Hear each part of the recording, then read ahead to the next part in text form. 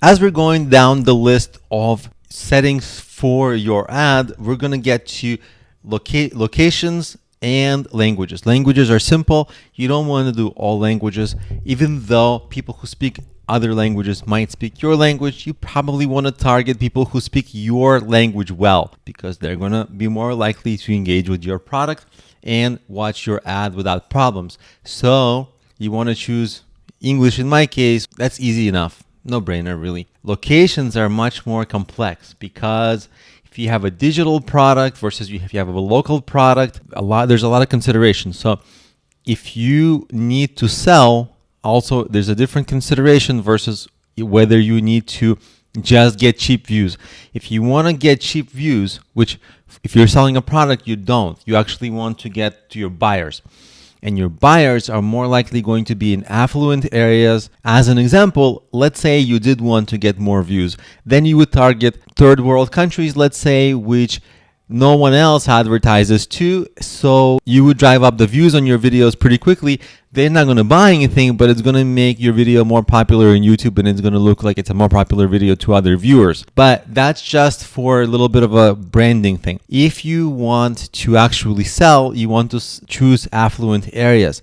And if you have a local business, maybe a restaurant, then you want to choose only maybe the city where you are doing business. So you want to go and enter another location, and maybe, let's say I'm in New York, and New York is a gigantic area. So I'm going to do the example of New York. If I just do New York, it's too much. It targets too many people. It's like 10 million people. Maybe what I would want to do is target Queens, New York, or Manhattan, New York. But let's just, for our example, do Queens, New York. Okay, so it's a much smaller geographic area. And if you can, target your neighborhood. So for example, there's a neighborhood called Forest Hills.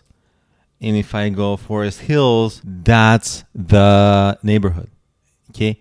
And now I'm going to take out all of Queens, because all of Queens is very big. People are very rarely going to travel all the way miles to just try a restaurant that may be a regular restaurant. So if you have a very local business, you might want to get rid of the entire Queens and just target your neighborhood for a local business, for a store. And then if you do that, you actually should overpay for the clicks, because guess what? Those start to be fantastic leads for your business. They're nearby. And guess what? If you get one person who loves your restaurant, or maybe a store or a gym, whatever your business is, and if you can turn them into a repeat customer, they'll make you so much money long term that it almost doesn't matter how much you pay to get them in the ads. So you can also exclude locations. Maybe there are some neighborhoods that are far away, or maybe nearby neighborhoods that are less affluent. So there's a lot of options that you have. And again, if you're local, you want to target locally. If you sell digital products, you want to still target places that speak your language and that have generally affluent populations. Another consideration is that not all countries accept your payment methods that your business accepts. If you accept PayPal on your website, guess what?